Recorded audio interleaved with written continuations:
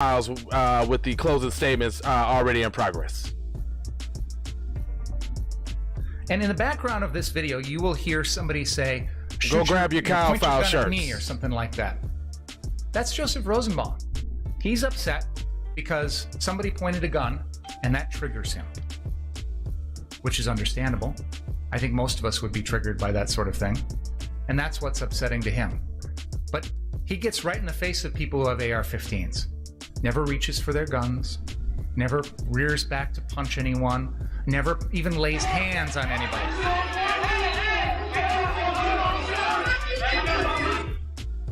You're going to watch this confrontation here at Ultimate Gas, and I want you to keep in mind that there's a group of people on one side with AR-15s and a group of people on the other side, and none of the people with the AR-15s feel their life is in danger.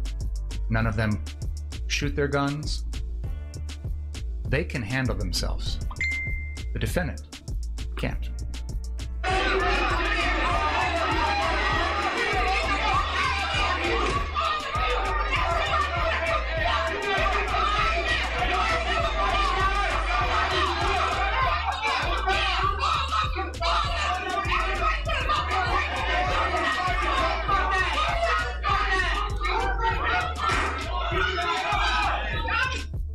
That sound you heard was somebody throwing some sort of plastic thing at one of the stanchions underneath the gas station, and it makes a sound that almost sounds like a gunshot. So add that into the mix. You've got people with guns, loud voices, clear hostility, and the sound of something that, frankly, to me sounds like a gunshot, and yet everybody keeps their cool. Nobody hurts anybody. Nobody fires a gun. And watch how they push Joseph Rosenbaum around like a rag doll.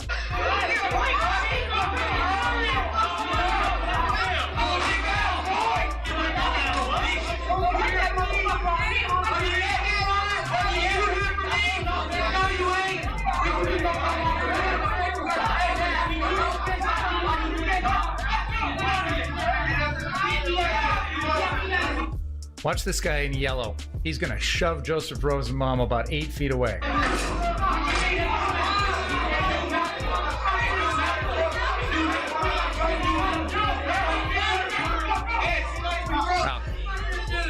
I guess it was a different guy that did that, but they're shoving him around like a rag doll. Nobody feels threatened by Joseph Rosenbaum. He's not reaching for anybody's gun. He's a mouthy little guy. He's a little dog that barks.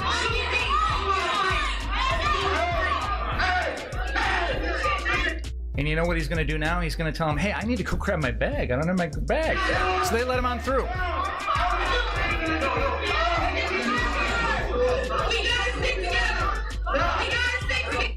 There he is, about to reach down and grab his bag off the ground. That's Joseph Rosenbaum.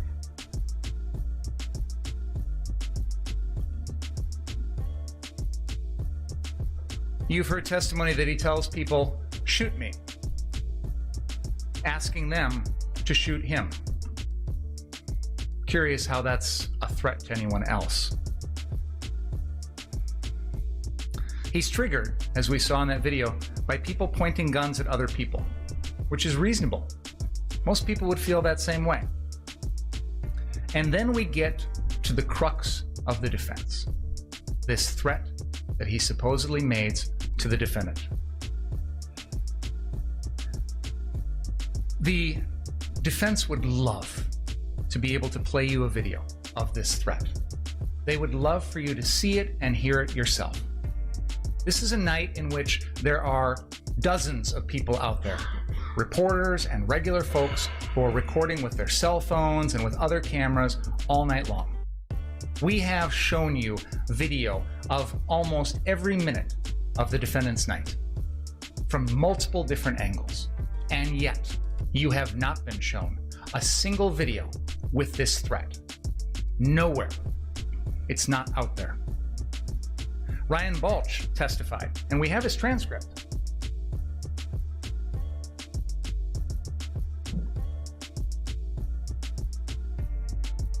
Okay, so I guess they pause it or something. We have his testimony, and what he says is there was an incident in which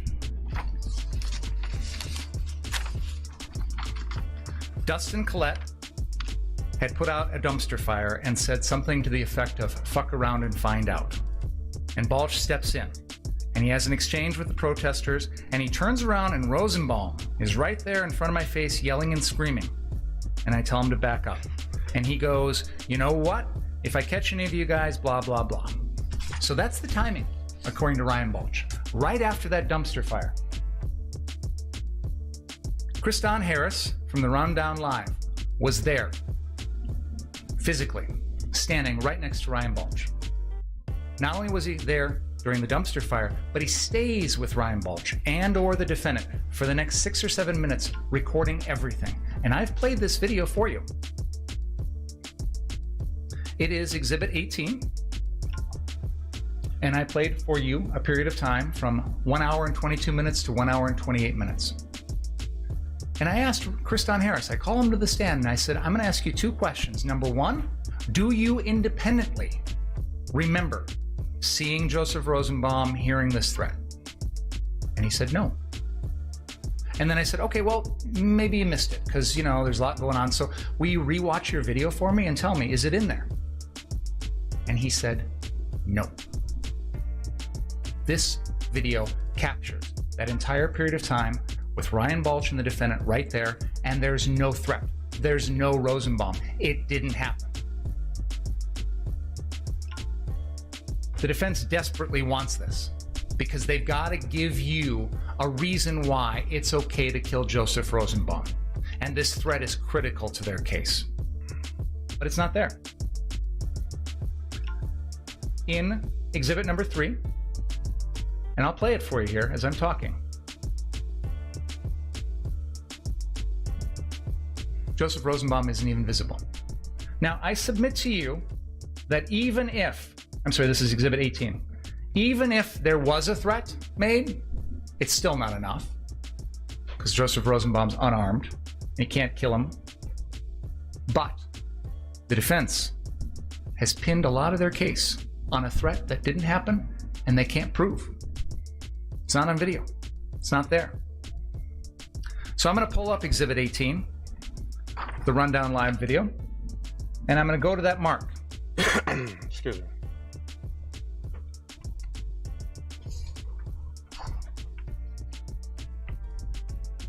Kriston T. Harris here at the Rundown Live, and I'm here with a bunch of...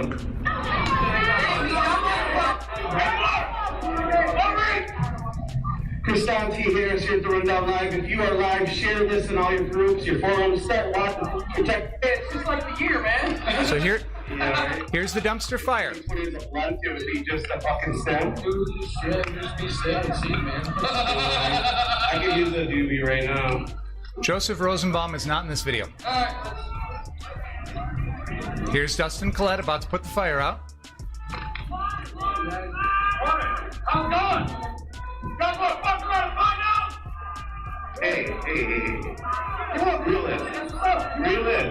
Don't cause problems when there's none here. Yeah, that's true. Just stay on your property. There's way too many of them.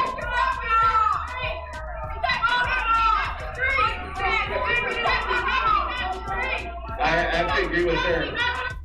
There's Ryan Balch standing right next to Gage Grosskreutz. Joseph Rosenbaum isn't here. And the defendant and his group are being told an important message. As long as you stay on your property, but don't go out there and cause trouble.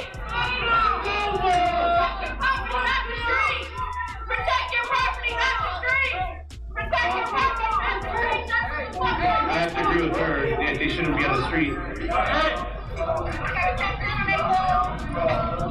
They're just protecting their property. One of the guy's an asshole. I know, I thought they were yelling at them. I was like, what? No. Well, we did get it lit up. One of the guys losing his patience. He should go inside. Yeah, that's what we're about to do. Yeah, if you guys could switch him out. He's talking to Ryan Balch right now. He's got a lot of rage. He says the wrong thing. This whole problem is guy's life. Protect your property. They're respecting that. Just keep it there.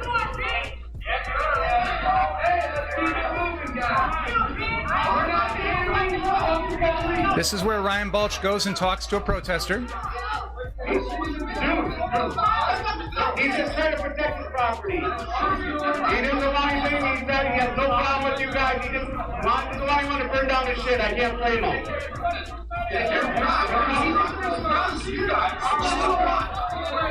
I understand. Hey, your job isn't to be in the street. You gotta stay on your property. That's why you got problems already with people. No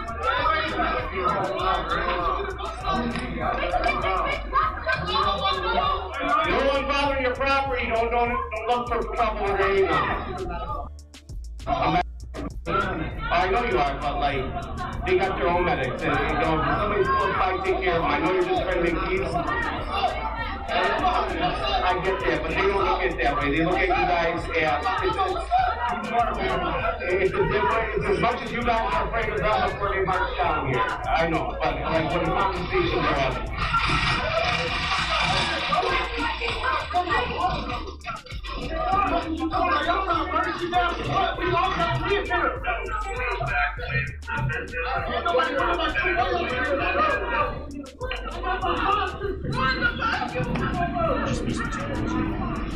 Thanks, guys.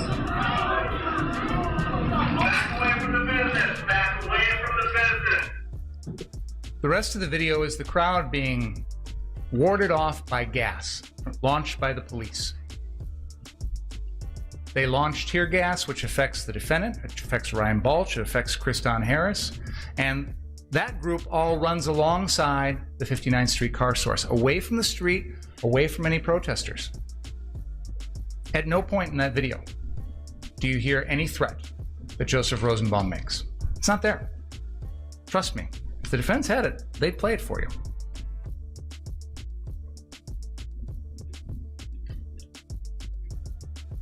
Now, they want you to believe that that threat is made, and they also want you to believe that it was something that the defendant took into account when he decided to kill Joseph Rosenbaum. One of the questions that occurs to me is, how would the defendant even know who that guy is? Because earlier in the night, Joseph Rosenbaum is wearing a red shirt and a blue bandana. But by the time he's killed, he's got no shirt on. He's got no blue bandana. This is someone the defendant has never even met before. He's one of hundreds of people in the crowd. And yet, we're expected to believe that in a split second, the defendant remembers this guy? I don't believe so. So then, that video that I just showed you leaves off at about 11:35 p.m. The police have moved the protesters south of 60th Street. They've tear gassed the crowd, and there's no protesters left. 59th Street is no longer in any danger. Wasn't much danger to begin with. Wasn't anything left there to protect. But by this point, there's no more danger. As law enforcement comes through, you've heard this video where they tell the defendant and his group, "We appreciate you," and hand him out bottles of water. As long as you stay on that private property, yeah. No one is saying you don't have the right to stay on private property and protect private property. What people are saying, what the crowd is saying, is stay there. Don't go out looking for trouble. The defendant hears this message from the police and takes it the wrong way. He wants to do I'm white and I say so. He thinks, oh, well, now I'm junior policeman. I can go run around stopping crime. A junior policeman. But I asked him and I asked some other witnesses, if the police are there on the scene and the protesters are gone, go home. Why are you still here? Shouldn't have been here in the first place, but why are you still sticking around? And interestingly enough, one of the questions I've always had in the back of my mind is, what's the end game here? When is this crew going to be done and decide that it's time to leave? Well, right after the defendant kills Joseph Rosenbaum, kills Anthony Huber, and comes back, they all flee like rats off a sinking ship. But it's boring at 59th Street. There's no protesters. There's no action. So the defendant decides about 11:35 p.m. to cross the police line and go looking for trouble. He knows at this point he's entering a hostile crowd. He's seen this crowd. He knows what they're like.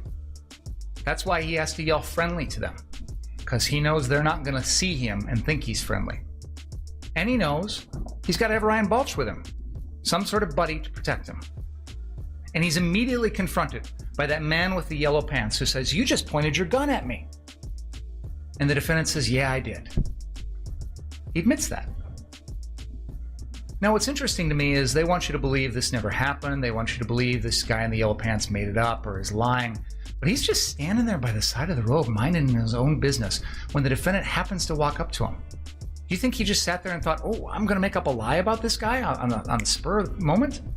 Or did it really happen? And is it consistent with everything else you've seen about the defendant? Does he sound like the sort of guy who would point a gun at someone for standing on a car? Does he strike you as the kind of guy that would threaten deadly force to protect property? Because that's what happened. The man in the yellow pants says it happened. The defendant agrees. And then he comes into the trial and says, "Oh, I was being sarcastic." Like he's a little 17-year-old and he wants to get out of it. Shortly after that, the defendant loses track of his protector, Ryan Balch. So now he's in a position where he knows that he's surrounded by people that consider him a threat. He knows that he's not supposed to go anywhere without Ryan Balch.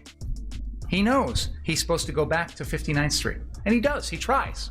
He walks up to the police line. He says, "I work there. That's my business," which isn't true, but whatever. And they won't let him through. Now, Ryan Balch makes it on through shortly thereafter, but the defendant gives up. He could go one block in either direction and make it back easily if he wants to, but he stops and decides, "You know what? I'm going to stay here and maybe see what's going to happen." So then he talks to these people with fire extinguishers, and he's going to go down to 63rd Street, and he asks one of them to come along, and they say no. Now at this point, he doesn't have Ryan Balch. He knows he's supposed to go back. He knows he's supposed to have a buddy, and yet he decides to go it alone. He decides to run down to 63rd Street, or walk down to 63rd Street. Doesn't even know if that other group is still there. Doesn't even know if he's really needed, but he can't wait to take this opportunity to go down and confront people. Because he thinks he's some sort of cop, some sort of law enforcement agent, some sort of junior cadet who's out there with the responsibility to fight crime. Nobody asked him to do that. Nobody gave him the right. Nobody deputized him. Ryan Balch says, "The police told me the crowds, we're going to push them down by you. You're going to deal with them." The Bearcats hand out water and tell him he's appreciated. As he's crossing the police line, they warn him about people throwing rocks. What is the message the defendant takes from all of this? The wrong message. "Oh, well, now I've got the power. I've got the gun. I'm going to go confront these bad guys. I'm going to stick my nose in things." So what does he do when he gets down to 63rd Street? The first thing he does, we showed it to you at the very beginning, that drone video. Grabs that gun and points it at someone to protect property. Points it at the Zeminskis. Because why? Because they're, what, about to mess with some sort of fire? They're not threatening anyone's lives. He doesn't need to protect anyone. He doesn't need to protect himself. He's pointing a gun because he thinks he needs to protect property. He says he wants to put out a fire, but the first thing he does is drop the fire extinguisher on the ground. His AR-15 isn't going to put out a fire. So why is he really there? And we all agree, you can't use or threaten deadly force to protect someone else's property.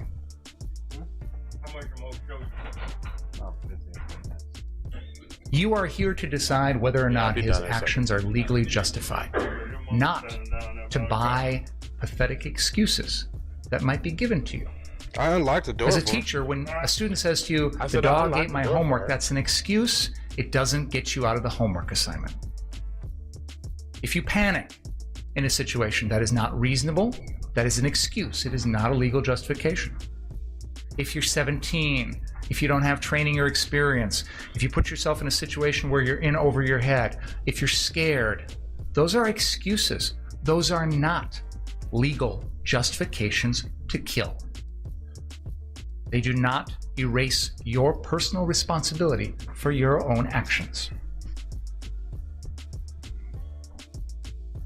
The court has read to you the instructions in this case. They lay out the law that you should apply.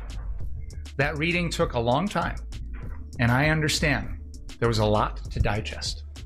And one of the things that you will have the opportunity to do when you go back and deliberate is read through those instructions yourselves. Because I get that listening to them doesn't always make it clear. But I encourage you to focus on some things when you consider the defendant's behavior in this case. You are told that criminally reckless conduct is conduct that threatens other people's lives and poses an unreasonable and substantial risk to other people. There is no dispute the defendant's activities here threatened other people's lives. He took 2 lives. You know, this is not like a normal murder case. A lot of murder cases we're in here trying to convince a jury that the defendant killed somebody. That's not in dispute here. That's the easy part. The question is, does he get a pass? Do we think that's okay? Do we think what he did was right? That's the question you have to answer. And when you consider whether his conduct was criminally reckless, consider, did it pose an unreasonable and substantial threat to the safety of others? Count 4 charges him with first-degree intentional homicide of Anthony Huber. There is no doubt that the defendant intended to kill Anthony Huber or committed conduct that he knew was practically certain to kill Anthony Huber. That gun was pointed at Anthony Huber's lower left rib cage, and the defendant deliberately pulled the trigger. That was no accident. And when you do that with an AR-15 against someone's body, it is practically certain to kill. We all know this case comes down to self-defense, but there's a high bar for using deadly force in a self-defense situation. The law says that the defendant may intentionally use force which is intended or likely to cause death or great bodily harm only if the defendant reasonably believed that the force was necessary to prevent imminent death or great bodily harm to himself. So did Joseph Rosenbaum pose an imminent threat of death or great bodily harm to the defendant? No way. Did Anthony Huber pose an imminent threat of death or great bodily harm to the defendant? Absolutely not. Did Jump Kick Man or Gage Grosskreutz? No. None of these people posed an imminent threat to the defendant's life or to cause great bodily harm. The standard when you make this decision is what a person of ordinary intelligence and prudence would have believed in the defendant's position under the circumstances that existed at the time of the alleged offense. The reasonableness of the defendant's beliefs must be determined from the standpoint of the defendant at the time of the defendant's acts and not from the viewpoint of the jury now. So put yourself in the defendant's position. Would you have done the same thing? Would a reasonable person have done the same thing? Would you have engaged in the reckless conduct that led to this course of events? Would you have gone out after curfew with an AR-15 looking for trouble? Would you have aimed at other people? Would you have tried to use the gun to protect an empty car lot? No reasonable person would have done these things. The court has also instructed you on provocation.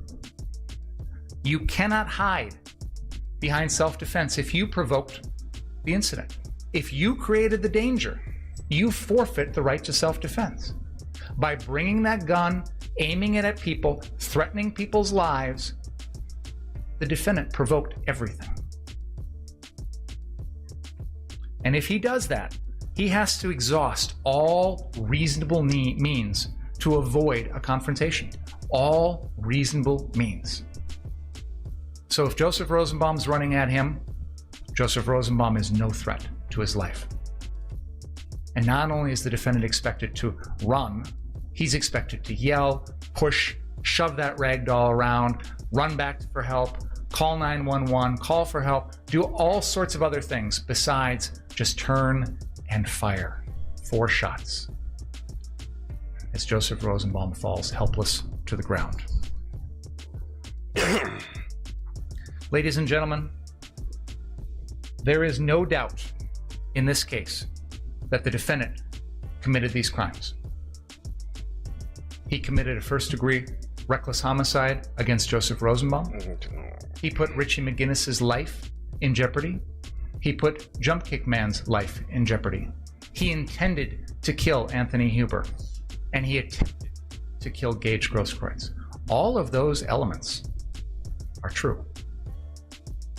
The question is whether or not you believe that his actions were legally justified. And I submit to you that no reasonable person would have done what the defendant did. And that makes your decision easy. He is guilty of all counts. Thank you. Thank you, Mr. Mayor. Let's take a break and about 2:25, hopefully. And please don't talk about the case. Read, watch, or listen to any kind of the trial. All right, y'all. So I guess they go into break.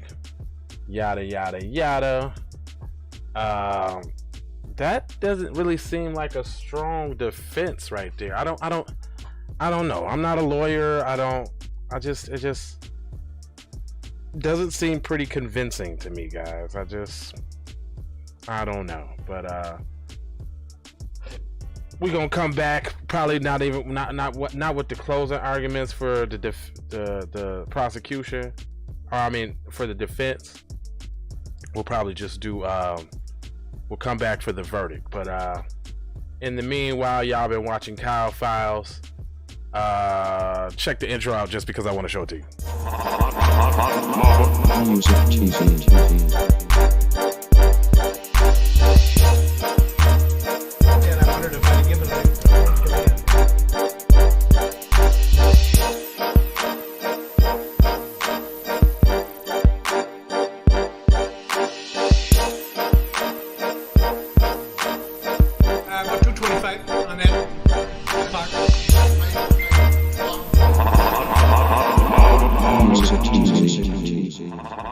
Y'all, so he said you could have got away with murder. Did you hear that? Hold on, the judge just said you could have got. I can give the exact starting time. What's that? I said I can give the exact starting time. Well, why don't we call one of the networks and they can tell us, because Detective Howard was lying. What? Detective Howard was lying. This was lying. So, well, let's get everybody under oath and we're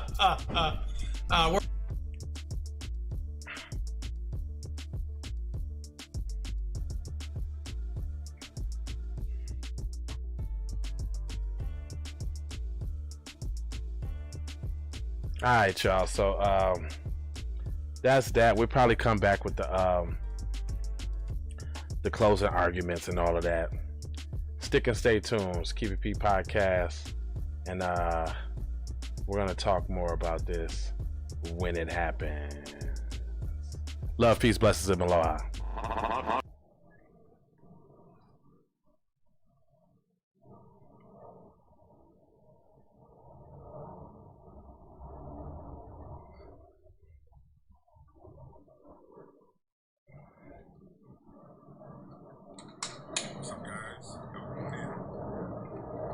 Still out here in Orlando. I'm out here in Orlando.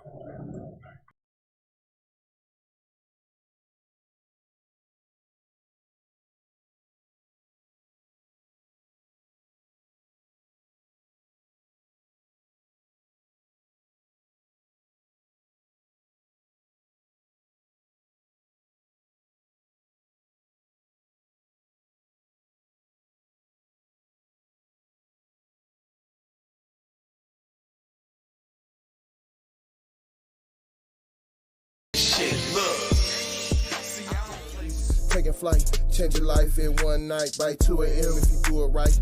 Up late like midnight. Small fish, big appetite. Get an extra 4 if you whip it right. Got good gas and it's light bright. Got big balls and a good pipe. One calling it.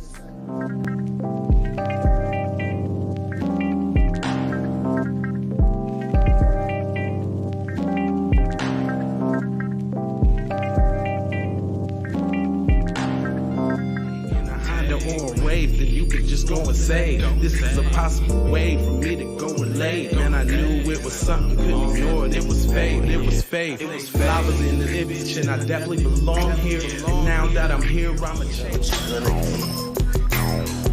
Yeah. You know what, JB? They trying to throw this thing for cuz anyway, man. You know the judge is on team Kyle Rittenhouse. Get what you're gonna get, front and center. Which I grew up living life, which I knew. On my tooth, graduated with my honors. TPC scientific, getting chill. What's the plan? C, throw the kickbacks, zip, sack, throwing kicks on.